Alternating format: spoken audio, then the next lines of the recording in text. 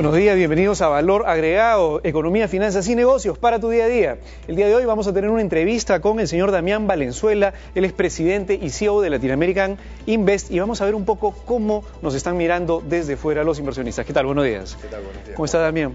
Es importante saber, digamos, todos los peruanos ya saben que estamos viviendo, digamos, un crecimiento sostenido en los últimos años, pero es importante, sobre todo en el contexto actual, donde hay problemas en Europa, donde existe una desaceleración en el mercado chino y en el mercado americano, ¿cómo nos ven en el Perú, primero en Latinoamérica y luego dentro del contexto mundial? Qué bien que hayas mencionado que primero es en Latinoamérica, porque la realidad, y esto nosotros lo vivimos en todos los amigos que de alguna forma nos preguntan sobre lo que está pasando, y lo vivimos en Nueva York, en Londres y de otros países, Latinoamérica está de moda desde hace 10 años. Hace 10 años que Latinoamérica viene creciendo sostenidamente, fundamentalmente gracias a la presencia de un gran hermano que es Brasil, que en base a la cantidad poblacional y a su mercado interno atraccionó a la economía latinoamericana, fundamentalmente porque muchos de los países de Latinoamérica hacemos negocios con Brasil. Pero lo que pasó en esta segunda etapa de estos 10 años es que ha habido algunos países que han aprovechado mejor este boom económico que está viviendo Latinoamérica, y entre esos está Perú. A mí me toca estar en Nueva York y que cuando la gente pregunta dice, bueno, a ver, durante estos últimos 10 años el grupo BRIC fue el que era la esperanza de que la economía mundial siga sostenida. Cuando hablamos de BRIC hablamos de Brasil, de Rusia, de India, de China, inclusive en algunos contextos también se lo sumaba a Sudáfrica. Que tiene una característica especial, que es la gran cantidad de población que tienen esos países. Sin duda que la gran característica de la gran cantidad de población tiene un mercado interno bastante fuerte. Fuera de eso, veíamos que esta oportunidad en Latinoamérica iban a ser aprovechadas por aquellos países que hayan generado una política estratégica de mediano y largo plazo en términos económicos que sea sostenida. Y en eso empieza a marcarse la diferencia. En eso Perú ha empezado a hacer los deberes ya hace mucho tiempo en cuanto al perfil económico, seguridad jurídica. Obviamente que hay todavía bastantes asimetrías sociales. Sin embargo, el mundo está mirando a Perú como un diamante. Algunos dicen en bruto, porque todavía hay mucho por hacer. Hay mucho por hacer en infraestructura, hay mucho por hacer en educación, pero como buen diamante listo para ser aprovechado en este contexto económico de alta volatilidad.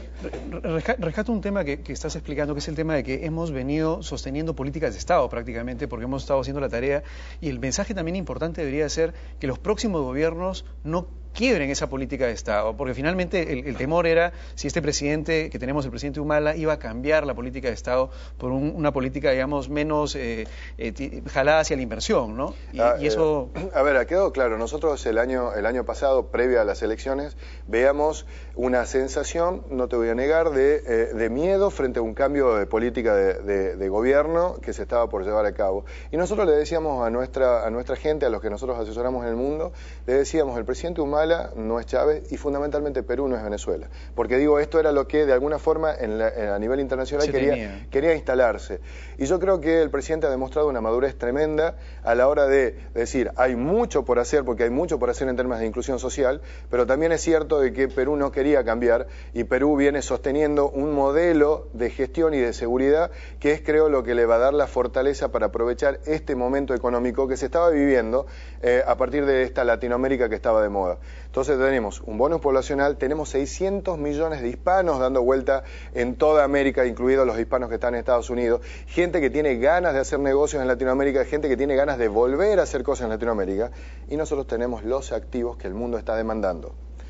Esta es una moda, Perú la aprovechó y la está aprovechando, hay cosas por hacer, no hay que tener miedo a la especulación que hoy obviamente se está viviendo hoy en el mundo. Pero también es una ventana, ¿no? Porque esto no va a durar 20, 30, 50 años, es decir, esto tenemos que aprovecharlo durante estos años, y mientras más rápido lo aprovechemos, mientras más rápido, por ejemplo, logremos cerrar las agendas pendientes, va a ser mucho más sencillo que cuando vengan los periodos de vacas flacas estemos bien preparados. De vuelta a otro concepto que instalás que es fantástico, el tema de las vacas gordas y las vacas flacas.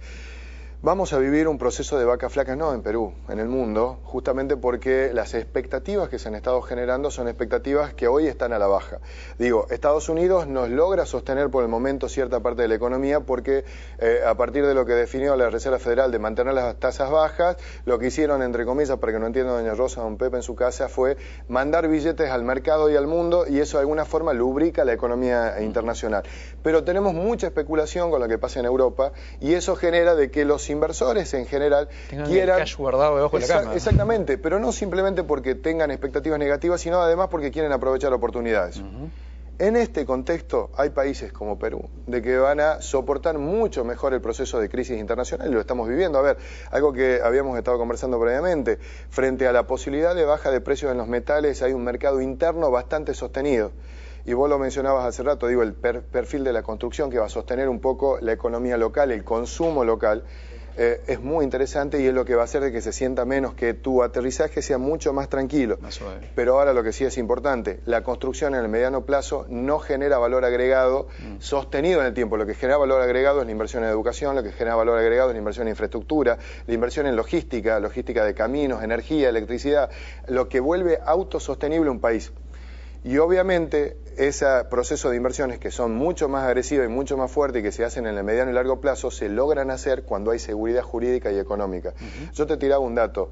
En Perú armar una estructura de inversión, una empresa tardás 30 días y realmente yo lo comparaba con otros países como Argentina en donde tardás 4 a 5 meses para constituir una sociedad anónima, habla a las anchas de la seriedad que se está viviendo en este país. Pero todavía existe una agenda pendiente y en todo caso lo importante es que no nos durmamos en los laureles pensando que relativamente a países que son, digamos, menos eficientes en ciertos procesos, nosotros somos más eficientes, estamos, digamos, bien resguardados. La idea es cerrar procesos, completar los procesos, por ejemplo, en el caso de infraestructura, y te mencionaba el caso de Proinversión, por ejemplo, y tú mencionabas la importancia que tiene dos cosas, la inversión en infraestructura y la inversión en educación. En el caso de infraestructura, tenemos todo por hacer acá en el Perú, y eso, de cierta forma, cada sol que cada uno de tus clientes de los fondos de inversión a nivel internacional invierta, por ejemplo, en infraestructura, la rentabilidad que va a obtener probablemente sea mucho mayor, justamente porque estamos partiendo de una línea muy bajo, de un piso muy bajo, y eso es algo bueno. Y en ese sentido, ¿tú qué nos recomendarías viendo, digamos, o habiendo hablado con tantos inversionistas a nivel mundial de nuestra agenda pendiente? ¿Dónde tenemos que ponerle foco realmente? Básicamente, vos lo estabas relacionando muy bien, es en infraestructura y logística y en educación, porque básicamente Perú tiene un bonus, que es su bonus poblacional, la calidad de la gente que tiene en Perú, la capacidad de internacionalización que tiene la gente en Perú, la capacidad para generar negocios con el mundo, es muy importante. Y dentro del checklist de la agenda, no solamente del gobierno, sino también del sector privado, tiene que ver con no dormirse en los laureles, pensar de que hay que hacer inversiones de mediano y largo plazo que sostengan los procesos en el mediano y largo plazo. El mundo tiene ganas de hacerlo ahora, entonces no tenemos que desaprovechar y generar estos procesos de inversión. Acompañando, yo lo veía en el Perú Day, en el INPERÚ, las visitas que se estaban haciendo en el mundo y las respuestas que estaban teniendo el mundo hacia este momento, no hay que desaprovecharla. En un contexto en donde va a haber miedos. Pero como nosotros siempre decimos, no hay que sentirse ni tan eufórico porque no vivimos una panacea. Como cuando inviertes en bolsa, ¿no? Como cuando inviertes en bolsa, ni tampoco sentirse tampoco tan depresivo frente a que empiecen a verse los primeros signos de contracción. Claro, hay que mirar siempre el mediano y largo plazo y finalmente trabajar para eso, ¿no? Y yo creo que es lo que se viene haciendo y desde el sector político se ha entendido eso. O sea, podemos separar la agenda. Por un lado la agenda de la política y por el otro lado la agenda económica. La agenda económica y política sosteniéndose mutuamente. Hay temas de coyuntura que hay que manejar, pero fundamentalmente el plan estratégico de mediano y largo plazo, que es lo que de alguna forma da la garantía al inversor internacional para que venga y haga negocios en este país. Y en el tema privado, las empresas privadas también deberían hacer su parte de agenda, del rol, digamos, para el tema del crecimiento del país. Y el tema de lo que tú decías bien, el tema de educación, en el caso de las empresas pasa por un tema de capacitación y mejora la productividad.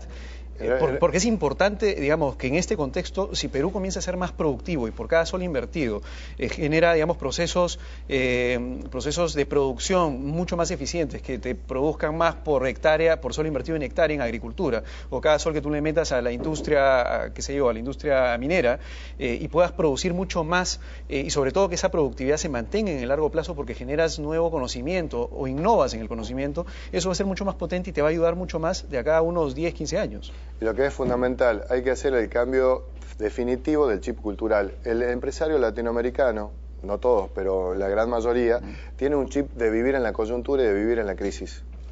Y eso hace de que en general no genere procesos de inversión sostenidos en el mediano y largo plazo. O sea, muchas veces vivimos trabajando en el límite de la capacidad instalada y no generamos nuevos procesos de inversión.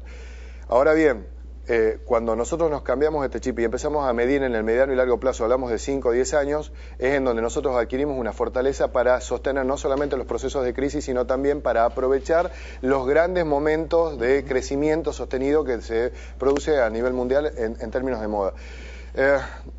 Para hacer un resumen, tenemos una capacidad del bonus poblacional hispano, Perú 30, 31 millones, pero en todo lo que es Latinoamérica, y si sumamos los hispanos, que son la primera minoría en Estados Unidos, llegamos casi a 600 millones, tenemos capacidad para generar negocios sobre 600 millones. Es el primer gran mercado.